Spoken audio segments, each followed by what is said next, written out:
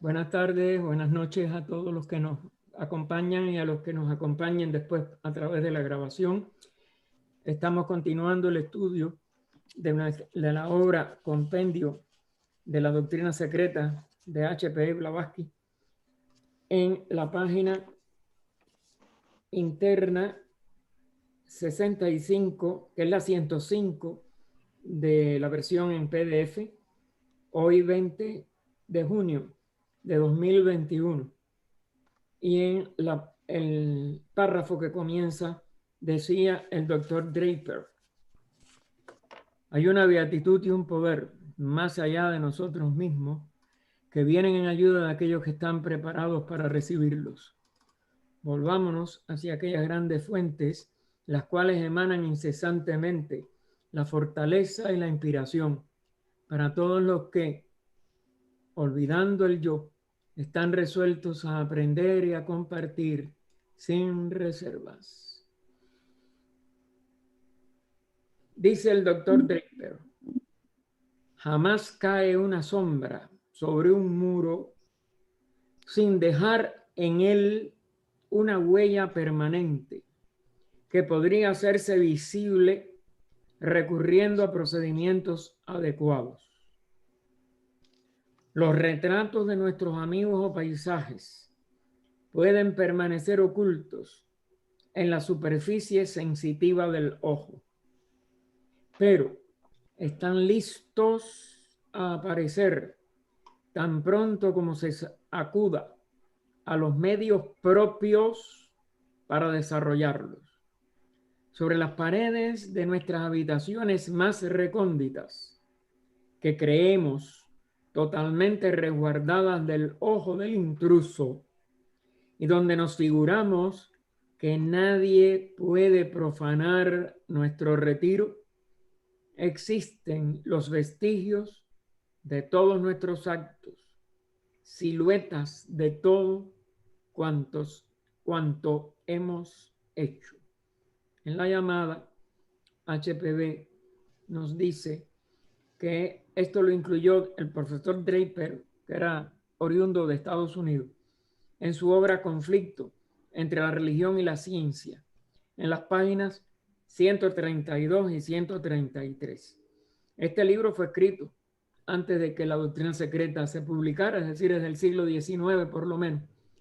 Y allí tenemos una constatación de que personas que se habían ya convertido en verdaderos investigadores, tanto de la ciencia como de estos conflictos que él veía entre los antiguos, pero que él respetó en muchos aspectos, por eso su obra es muy seria.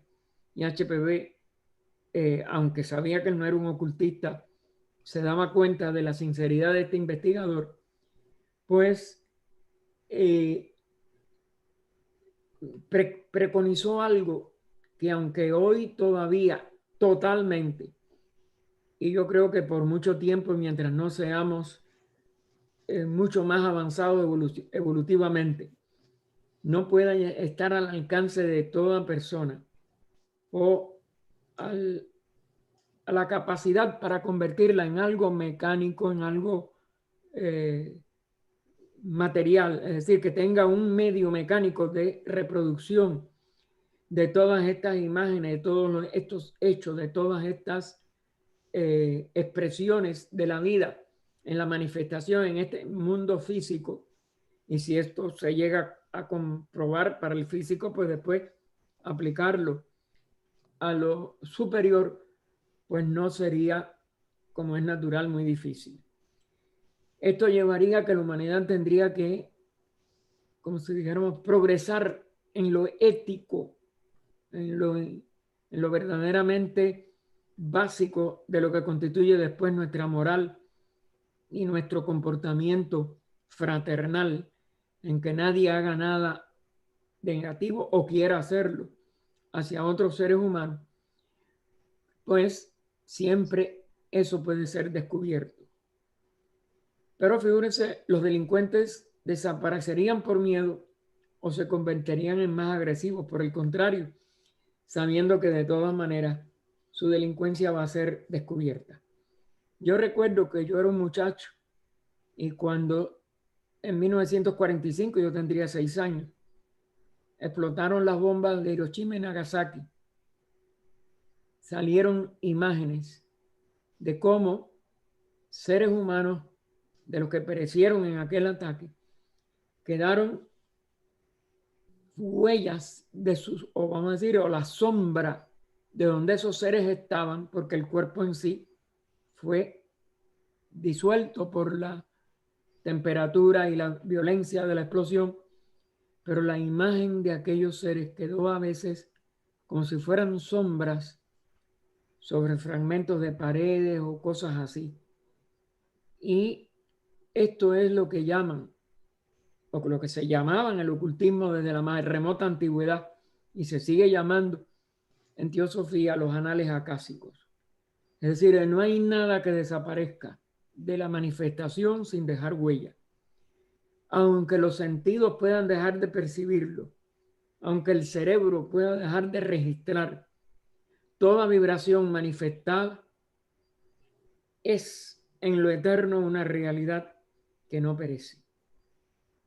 Y aunque su manifestación mayábica aparezca como nada más un instante que se ha convertido en un pasado que nadie puede normalmente con nuestros recursos de sentidos actuales reproducir, con sentidos más profundos, con estados de conciencia que abarquen más la verdadera raíz de la manifestación de la vida, o sea, en la casa, como expresión de espacio, que después llega a ser lo que en los niveles de los cabalistas de la Edad Media, etcétera, se llama, y se le llamó y se le sigue llamando por los sucesores de ellos, la luz astral.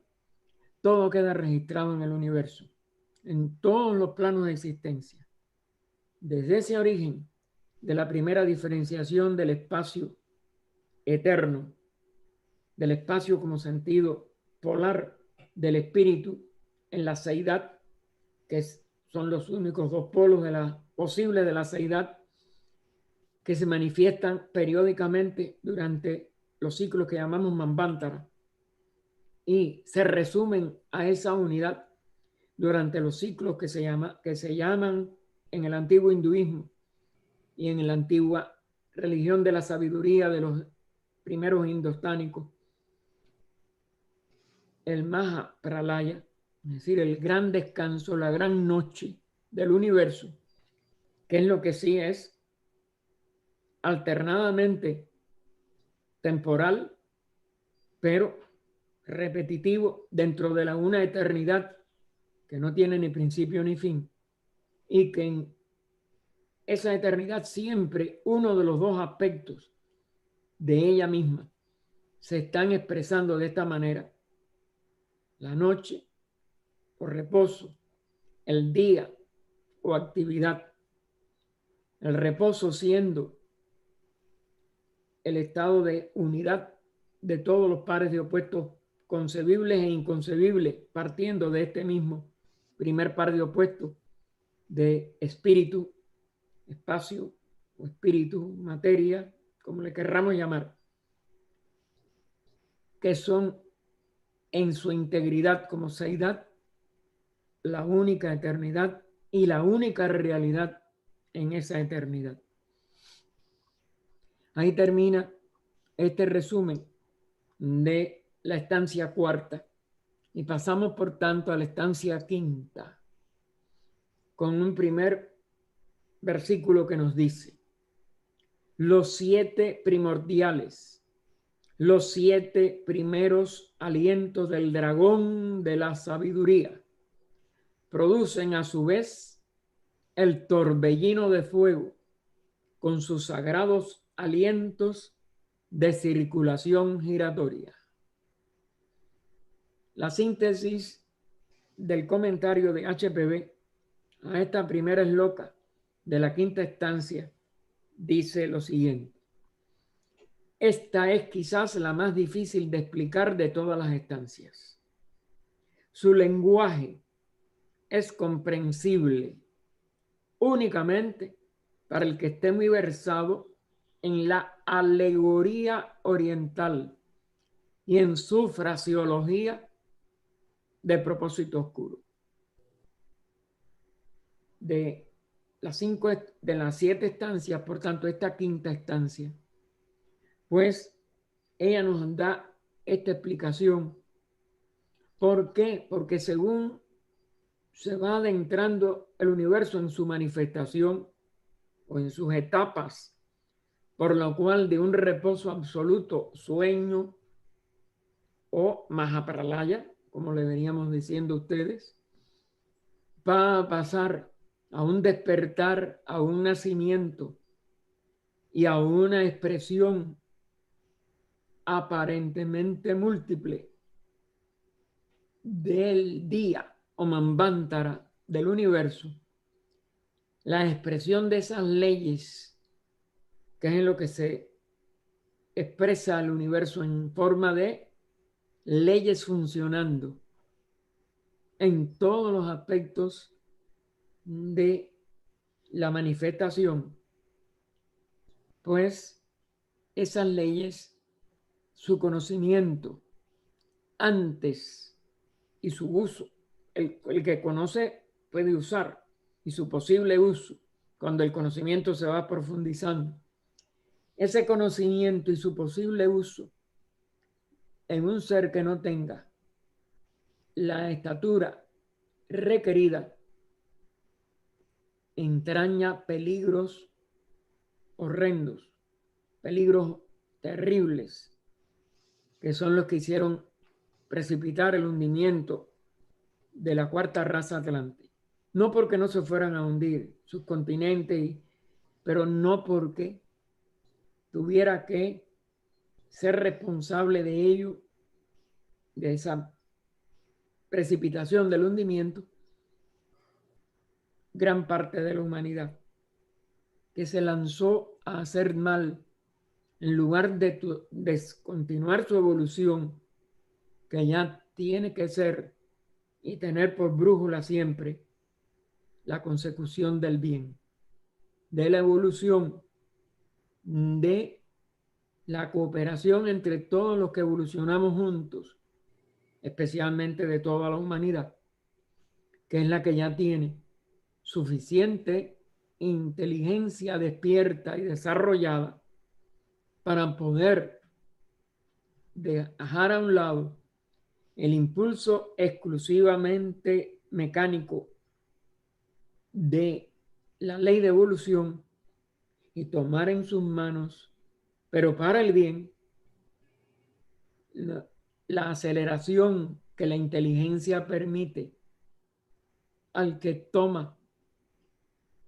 conoce estas leyes y trata de que se expresen en la manera más adecuada para que la evolución se impulse y se eviten sufrimientos innecesarios que son inevitables dentro de la manifestación.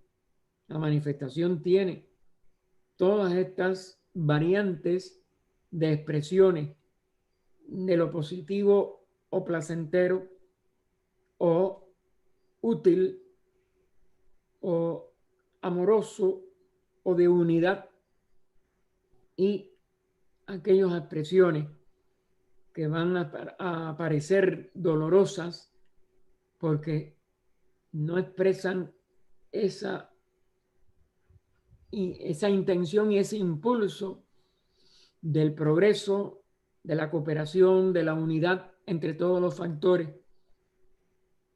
y sobre todo entre todos los seres humanos que están inmersos en ese periodo de evolución.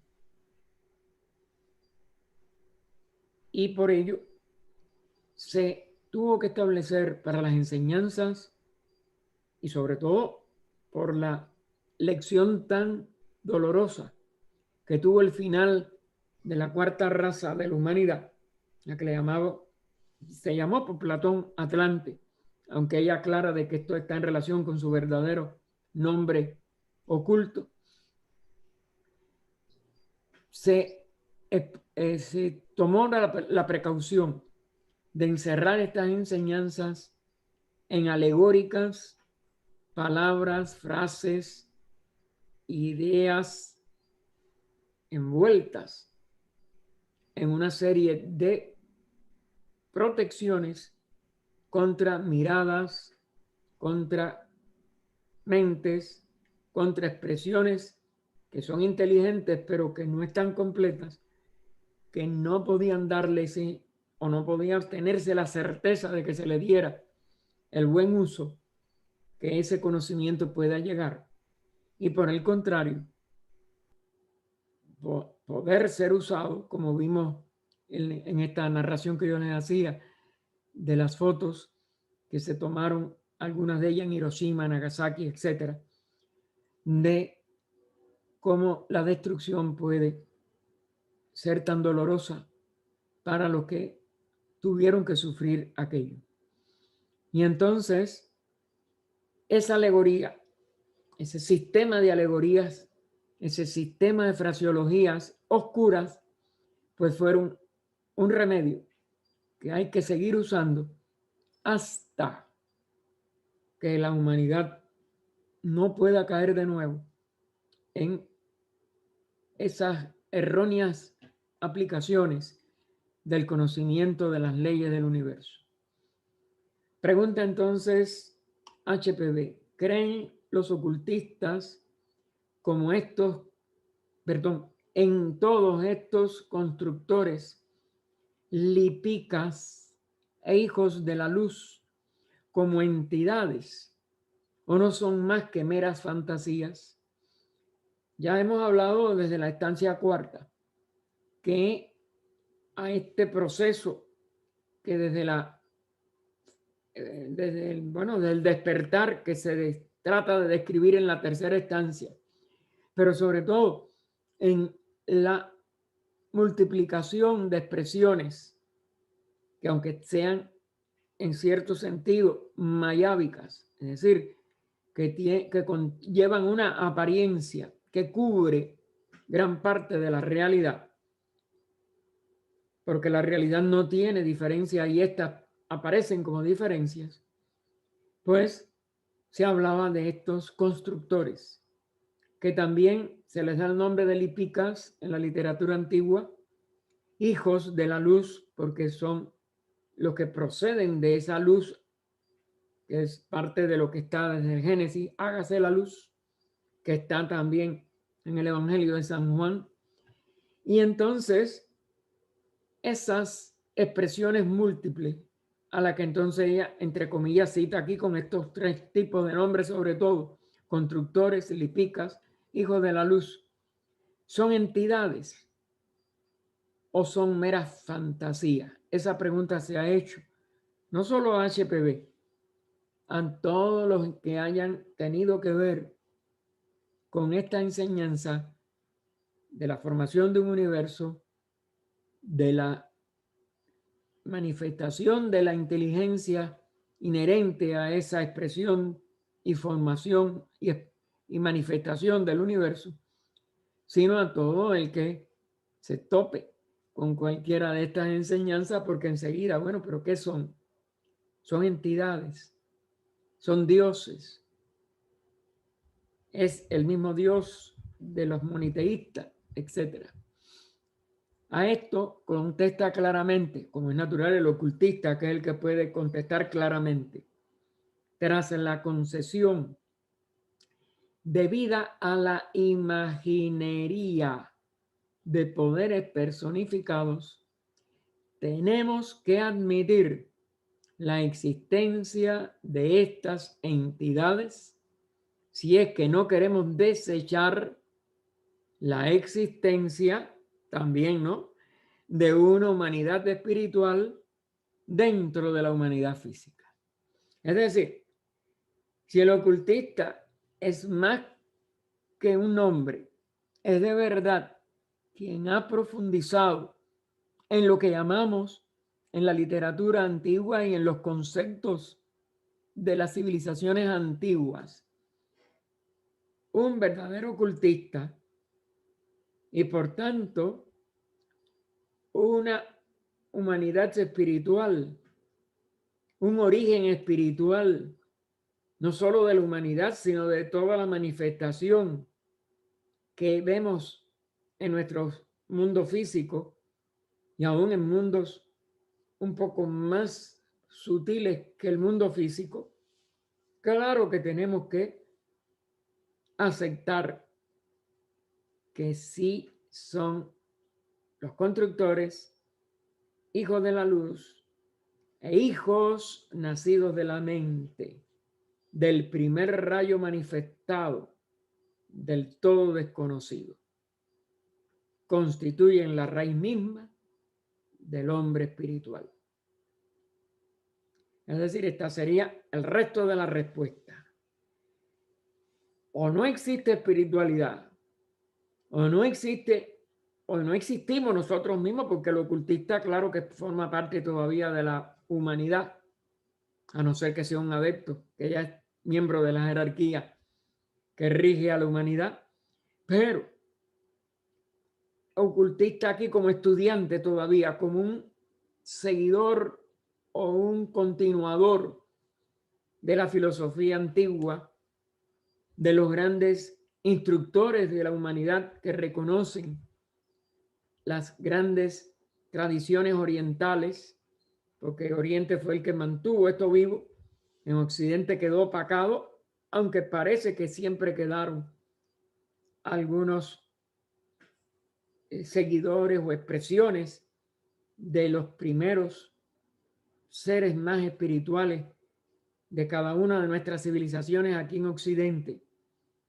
pero quedó opacado, sobre todo por la Edad Media y lo que siguió después de la Edad Media hasta nuestros días, que muchas personas tienen hasta miedo a veces de decir que son de convicción espiritual, porque al menos hasta muy recientemente todo el mundo científico en general, salvo excepciones que confirman la regla, anatematizaba como anatematizaron las dirigentes de las religiones medievales a los no creyentes o a los no seguidores de su propia religión, pues así los científicos que se declararon y las academias en general que se declararon nada más que estudiantes o ocupadas de lo físico, no solo despreciaban lo espiritual, sino desechaban de sus rangos o del rango de personas conscientes o lógicas o inteligentes a todo el que aceptara a estos constructores, lipicas e hijos de la luz, como constructores de la manifestación universal, y a la humanidad como poseedora de un espíritu manifestándose a través de almas y cuerpos. Así que la imagen misma que hay que tener de cómo se manifiestan estos constructores, lipicas, hijos de la luz, etcétera, que es la condición esencial de una entidad, no significa de que todas tuvieran cuerpo físico, como lo tiene la humanidad, pero sí es compatible y es necesario para aceptar que como humanidad hay algo espiritual dentro de nosotros que nos expresamos como una humanidad física. Si este universo físico se expresa bajo leyes inteligentes que lo forman, lo completan, es decir, lo hacen nacer, lo completan, lo desarrollan, lo completan y lo siguen rigiendo para que todos estos reinos puedan verdaderamente continuar manifestándose en estas expresiones universales o del universo en su totalidad, y que todas responden a una ideación o plan cósmico, y que no hay nada que sea casual en este universo, ni la humanidad como tal, ni ninguno de los reinos, sino que todos obedecen a la misma causa atribuida a estos constructores que surgen desde ese primer rayo de luz que vimos entre las estancias tercera y cuarta. A estos lipicas, hijos de la luz, son tan expresiones espirituales como son las expresiones de nuestros propios espíritus, que cada uno de nosotros trata de descubrir dentro de sí mismo, que cada uno de nosotros trata de comprobar dentro de sí mismo, que le daría la comprobación de que también son la misma realidad de todo el universo, que todo es la expresión de esa vida una manifestada en estas apariencias múltiples que en los grandes niveles jerárquicos llamamos primero el logos o los logos o logoi, porque habría que ponerla en plural la palabra logos, aunque termine en ese es singular, los logoi o conjuntos logoicos que surgen desde estos constructores, lipicas, hijos de la luz, y siguen rigiendo el universo y son entidades. ¿Qué no puede tener esa connotación de entidad? La seidad por siempre manifestada, que permanece siendo lo que es, pero que nunca existe en su integridad, porque no es un ser, sino el origen, sostén, invisible y destino de todos los seres. Es decir, de todos los seres que en un momento dado se manifestaron, de todos los seres que ahora mismo se están manifestando y de todos los seres que se manifestarán. Pero la seidad como integridad, como ello, nunca se manifiesta íntegramente. Pero cada una de las entidades que expresan, que manifiestan algo de lo esencial de esta seidad, indudablemente que tienen que ser necesariamente existentes para que se justifique que todo el universo se desarrolla desde la seidad para retornar a reposar en esas mismas seidad, porque si no, no habría inteligencia en la expresión de las mismas leyes, por mucho que las penetraran, no tendrían una inteligencia final. Sería algo que nosotros le agregaríamos artificiosamente desde nuestra mente. Así que este párrafo que está entre comillas aquí de HPB, deben ustedes tratarlo de estudiar y volver a estudiar, porque es la base inconmovible de lo que es toda la teosofía, toda verdadera espiritualidad y todo verdaderamente importante estudio que nos lleve a conocer de dónde hemos venido, en dónde y por qué estamos aquí, hacia dónde volvemos o regresamos desde el existir a la esencia de lo que somos, que no es un ser, sino esa seidad por siempre manifestada, absoluta, incognoscible al nivel de la mente al menos. Pero como ella dice en el final del premio, pero inefable. Y continúa el comentario de HPB. A menos que queramos creer en el dogma antifilosófico de un alma especialmente creada para cada nacimiento humano y que desde Adán, que es un nombre colectivo y figurativo, alegórico de la humanidad en su integridad. Nuevas provisiones de almas fluyen diariamente. Tenemos que admitir las enseñanzas ocultas. Es decir, que o se crea un alma para cada ser humano diario, cada vez que nace, cada vez, y que no sabemos de dónde viene, y tampoco podemos imaginar a dónde va, o aceptamos esta realidad de que la seidad, o desde la seidad, emanan estas entidades, estas jerarquías, que en todas en conjunto son la misma unidad. No hay nada que rompa la unidad de nada, aunque la ley del Maya, la ley de las apariencias, que me gusta llamarle mejor que traducirlo por ilusión, porque la ilusión da ideas de fantasía y de algo inexistente. Y estos son expresiones aparentes, pero muy verdaderas, aunque existenciales, de esta seidad que ella misma no puede manifestarse porque sería imposible por su misma condición esencial de eterna y es decir, una sin segundo, una sin posibilidad de expresión como separación de ella misma, etcétera, sino que existe porque la conciencia de todos nosotros sí está fuera de esa seidad. La seidad nunca puede expresarse como un ser.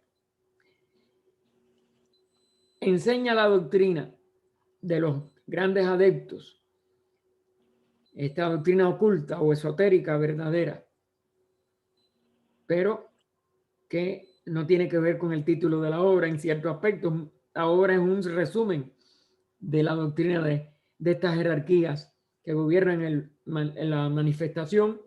Enseña la doctrina que para llegar a convertirse en un Dios divino y plenamente consciente, y ella enfatiza, sí, aún el más elevado, es decir, en los logos, los superlogos, como el nombre que le querramos dar, las inteligencias espirituales primarias, que es lo que nosotros llamamos en lenguaje teosófico las mónadas, tienen que pasar por la fase humana.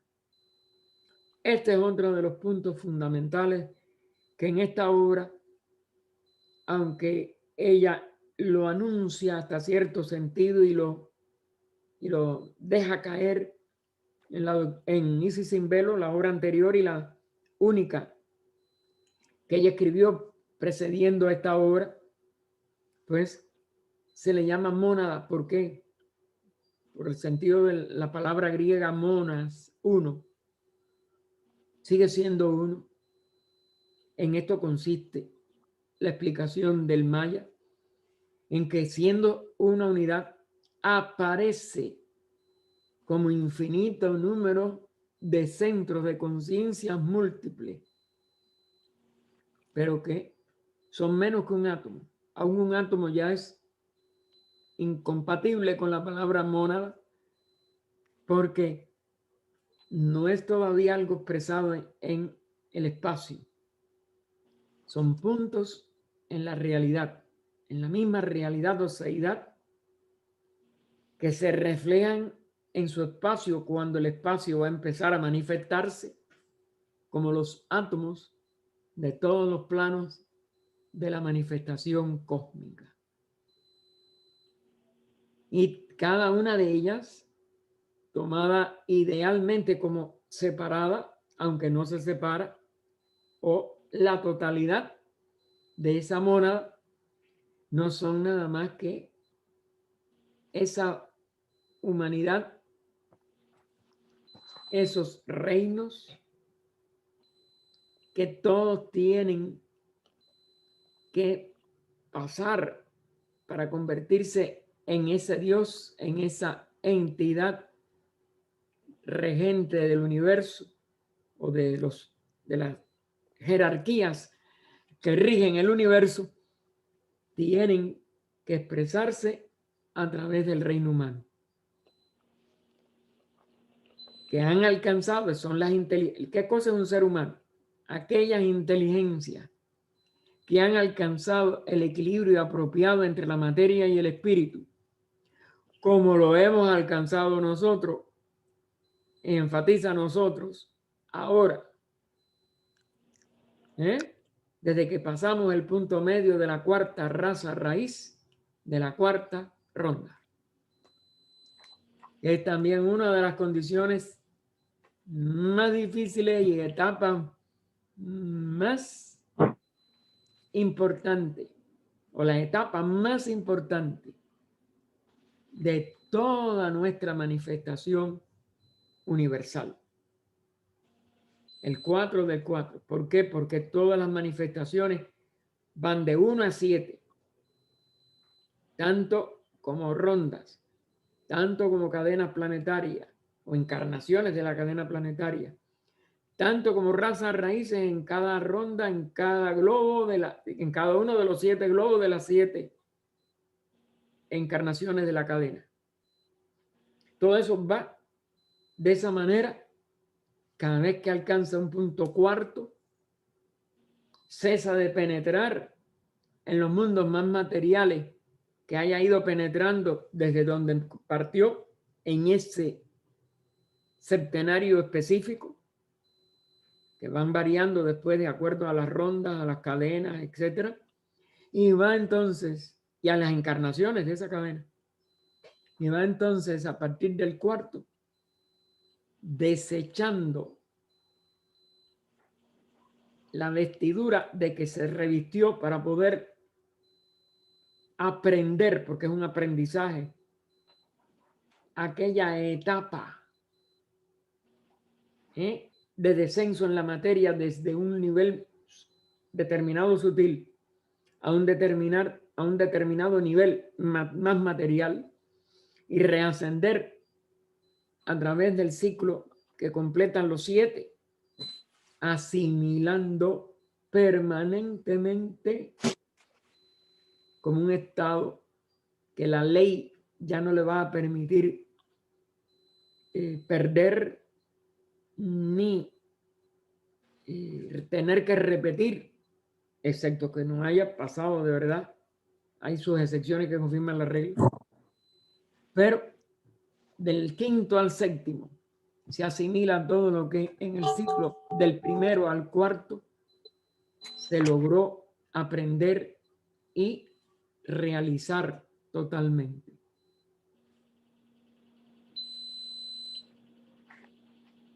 Si hay algún micrófono abierto, por favor me lo cierran porque veo hay como algo que pita. Cada entidad debe haber conquistado por sí misma, cada entidad debe haber conquistado por sí misma, es decir, cada mónada, volviendo a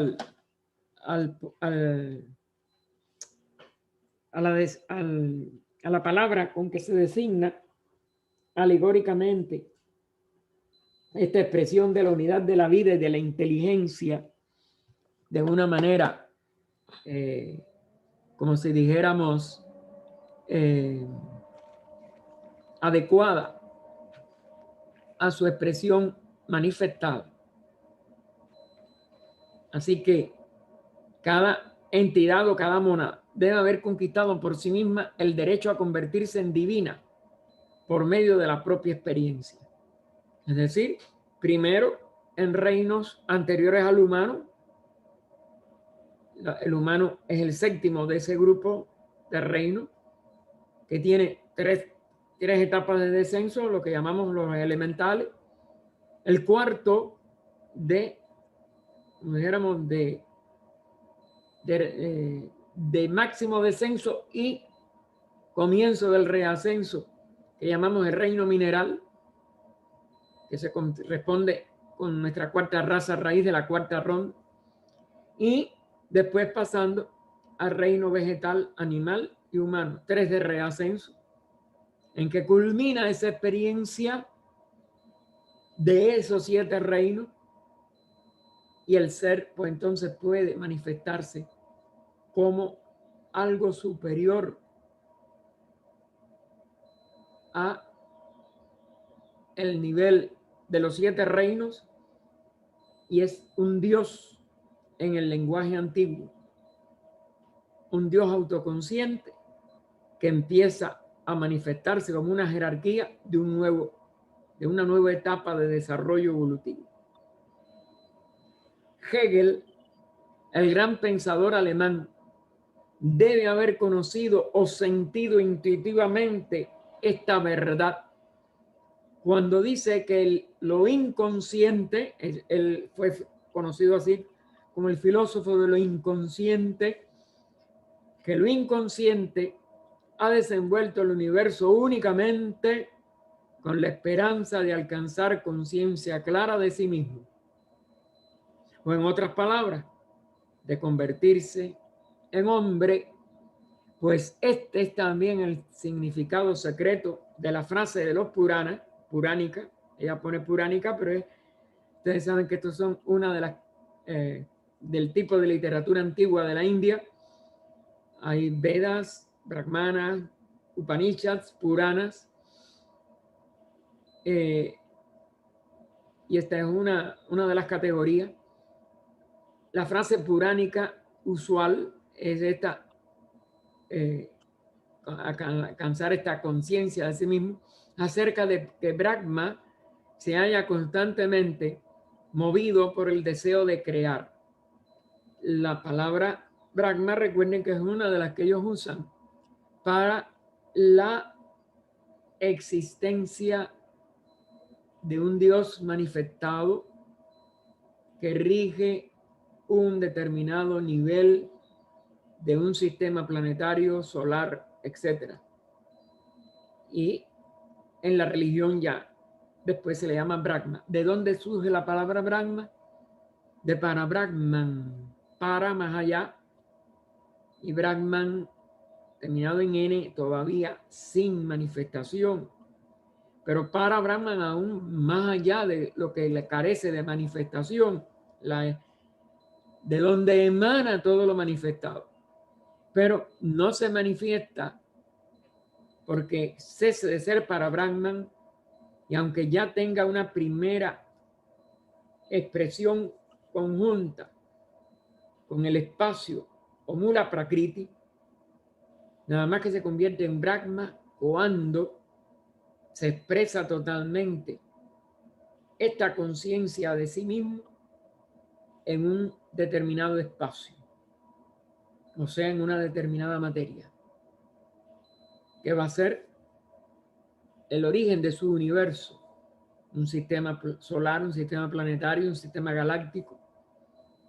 Se halla constantemente, por eso, movido por el deseo de crear. Deseo no en el sentido físico o de lo que sentimos los humanos, sino por un anhelo, un impulso, creo que está dentro de él mismo, de manifestar, de crear, para que otras unidades de vida consciente, otros aspectos de la mónada universal puedan reflejarse a través suyo y aprender lo que él ya aprendió, que es lo que se enlaza un universo tras otro.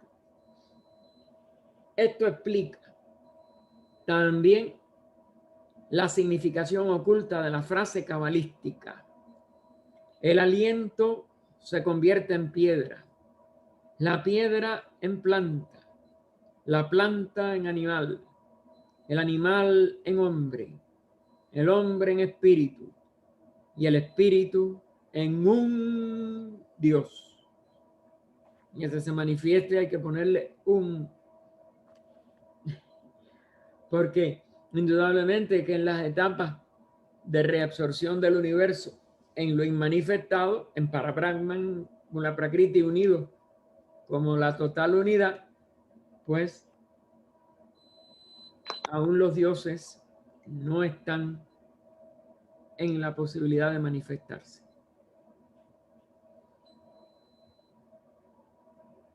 Los hijos nacidos de la mente, los rishis, los constructores, etc. Ahí donde vienen todas estas designaciones que al principio ya también incluyó lipicas, etc. Es decir, todos estos términos que se usan en las enseñanzas de las antiguas escuelas filosóficas, de las cuales todavía siguen funcionando 6 en la India, las 6 darshanas, que también se les llama, son las designaciones que ellos dan a la manifestación de todo lo que inteligentemente ya cumple una función jerárquica toda, son de jerarquías de seres, que nosotros llamamos dioses, pero no que un dios sea una cosa, una mónada particular. Eso nada más que se aplica al nivel humano. Las mónadas, nada más que en el nivel humano, tienen un cuerpo manifestado o cuerpos que ya están, como si dijéramos, regresando a su absorción, disolverse y volver a tomar cuerpos para manifestarse de nuevo.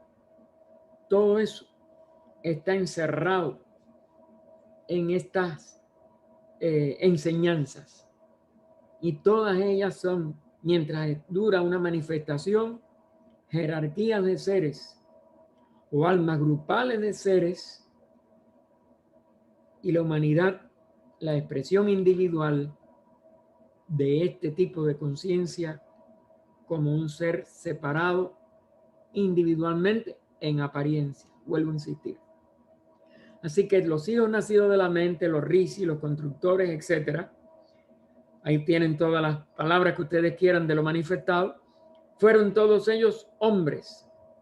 Es decir, para llegar a ser una jerarquía hay que primero pasar por los 7 reinos, los 3 elementales, mineral, vegetal, animal, humano, y adquirir la autoconciencia de sí mismo plena, total, completar por vencimiento de su propia materia usada, de la expresión no esencial de sí mismo, que ha estado en vehículos mortales y un vehículo inmortal en el cuerpo causal que le llamamos en el nivel humano, y por ello ya es parte de una jerarquía superior. Recuerden que la individualidad no se va a mantener cuando nosotros alcancemos esa perfección. La individualidad termina en el adeptado, y todos los adeptos, que es como le llamamos en el lenguaje teosófico, o todos los seres autorrealizados o liberados de la rueda de nacimientos y muertes, que también es otra frase usada, cuando alcanzan ese adeptado, se funden todos los de un periodo específico, una raza raíz, se funden en un solo hombre celeste que se le llama. Y a partir de ese momento ya son una jerarquía que irá creciendo de acuerdo a las responsabilidades que aprenda y cumpla realizarse por ella y por todas las que van entonces creciendo, hasta llegar a un infinito de expresiones jerárquicas que nosotros no conocemos su número, aunque en todo lo manifestado siempre habrá un gran total, por muy incontables que sean, pero que en la realidad se sumen otra vez en la seidad. Y allí no hay ni primero ni último, ni diferencia de evolución, ni nada. La seidad es la unidad sin distinción de posible diferenciación. Así que todos ellos fueron hombres, cualesquiera hayan sido sus formas y aspectos, en otros mundos y en Manvántaras precedentes. Es decir, el Manvántara a que se pertenece el que está en relación con el tipo de jerarquía y la calidad de la jerarquía que ha empezado a formar a partir del reino humano. La frase que ella pone otra vez, entonces, entre comillas, que está en parte de esta loca primera, torbellino de fuego, es el polvo cósmico incandescente que sigue tan solo magnéticamente como las limaduras de hierro al imán el pensamiento director de las fuerzas creadoras. Es decir, ellas se expresan a través de una ley electromagnética. Porque toda la manifestación es eléctrica. Tiene una energía positiva, la electricidad de polo activo, lo que de verdad como espíritu guía inteligentemente el impulso eléctrico, que enseguida, como es natural, a la vez que se manifiesta, no se puede manifestar un polo sin el otro. El polo magnético o la contrapartida magnética de ese polo positivo o activo se expresa en el espacio. Es decir, el espacio se magnetiza. Y ese magnetismo es lo que llamamos el campo magnético, donde esa electricidad trabaja. Y entonces ya compara con una cosa que es vamos a decir, la expresión más física que nosotros tenemos del funcionamiento de la electricidad y su campo magnético. La atracción de las limaduras de hierro por la piedra que llamamos magnesio o imán, o un metal magnetizado para que cumpla las funciones de ese imán. Y por eso es gobernado por la inteligencia, pensamiento director. Es como ya le pone aquí, pero es lo mismo. Es la inteligencia de las fuerzas creadoras. Sin embargo, este polvo cósmico es algo más. Porque nosotros nada más que vemos como si dijéramos lo más denso de cualquiera de estas cosas. Todo eso viene desde planos muy sutiles y cumple funciones mucho más allá de nuestra comprensión, de nuestro cerebro o de nuestro pensamiento funcionando en el cerebro.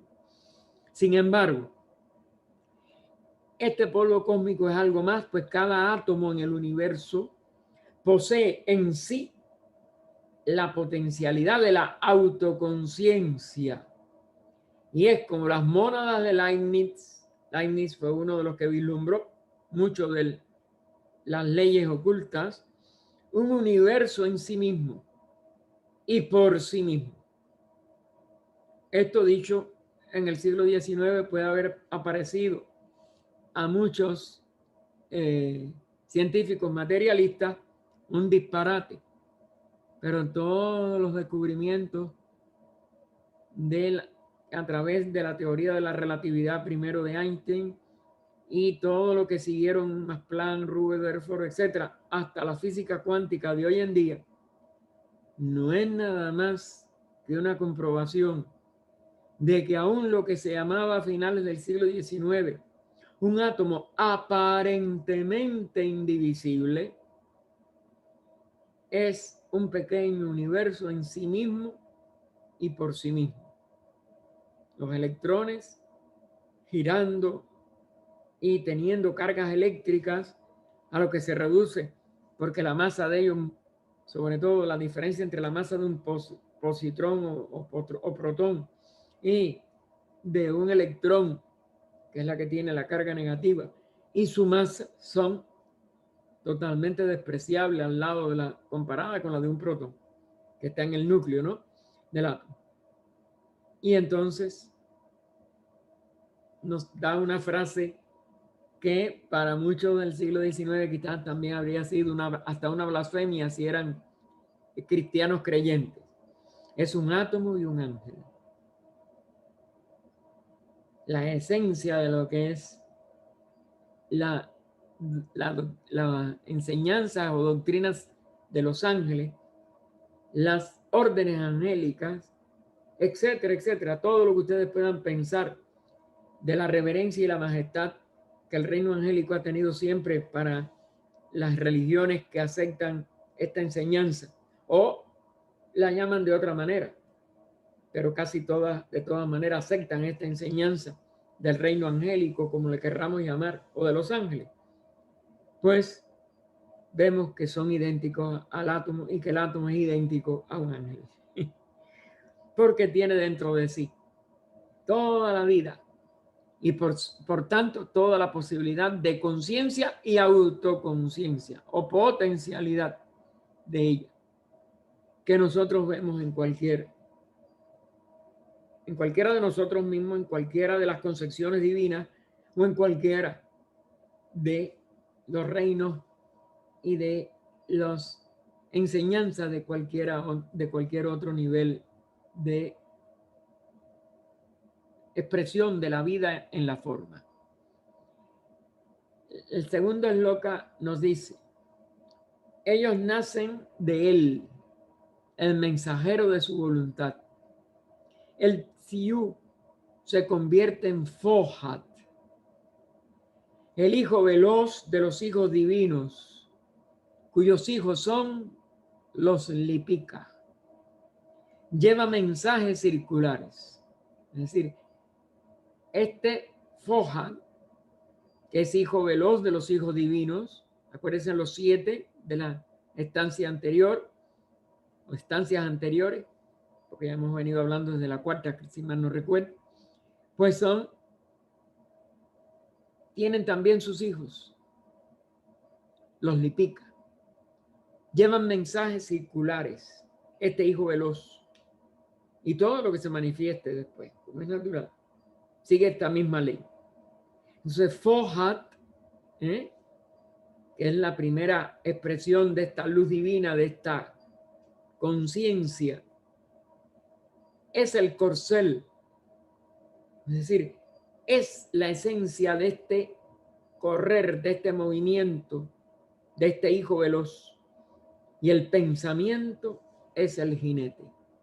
Es decir, la inteligencia es la que guía a este corcel, que es esta electricidad universal o Fohat. Y aclara en un paréntesis: esto es, se halla bajo la influencia del pensamiento director de ellos. El corcel se halla bajo la influencia directora de este pensamiento de ellos, de todos estos Lipika, de todas estas expresiones aparentemente diversas de la misma unidad. Continúa: él atraviesa como el rayo las nubes de fuego, nieblas cósmicas. Recuerden que ya tuvimos ya toda una serie de enseñanzas sobre esto, que es lo que llamaban, o lo que llaman yo creo que lo siguen llamando muchos astrónomos, las nebulosas, que son las primeras, como dijéramos, movimientos objetivos de lo que van a ser todas las constelaciones. Da 3 y 5 y 7. 3, 5 y 7 pasos a través de las 7 regiones superiores y de las 7 inferiores, el mundo que va a ser. Alza la voz y llama a las chispas innumerables, los átomos, y las reúnes. Aquí hay todo un proceso de aparente complejidad de todo el universo. Déjenme ver. Vamos, aunque sea, a leer el epígrafe A. Volveremos a esto, no hay posibilidad de seguir adelante, pero aunque sea de esta segunda esloka, vamos a ver el inciso A. Ellos nacen de él, el mensajero de su voluntad. HPB explica: esto representa a los 7 primordiales. Que es lo que primero se desenvuelve del 3. Recuerden que es el 0 o la seidad absoluta total, no tiene número. Y después el 1 se convierte en 2, el diámetro. Y ese diámetro inmediatamente establece el 3. Pero las correspondencias entre todos los 3 es el 7.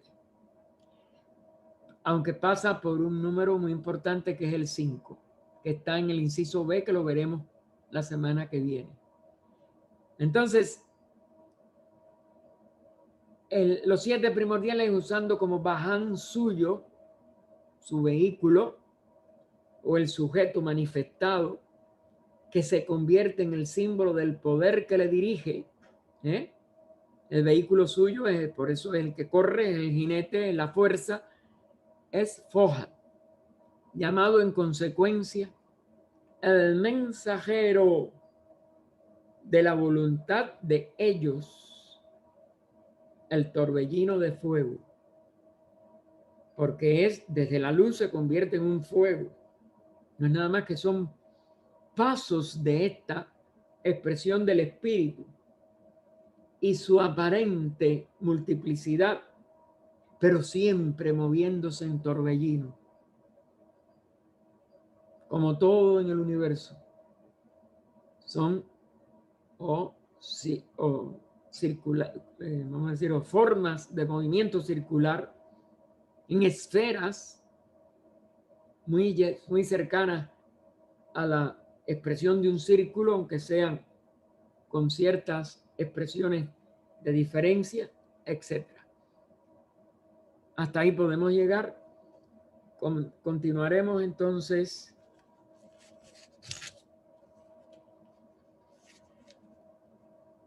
en la 107.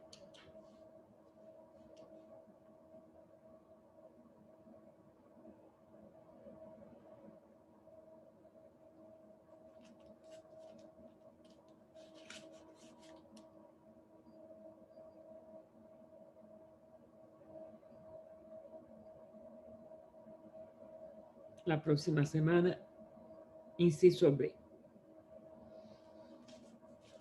Oh vida oculta que vibras en cada átomo, oh luz oculta que brillas en cada criatura, oh amor oculto que todo lo abarcas en la unidad, en cada ser que se sienta uno contigo, sepa que por lo tanto es también uno con todos los demás.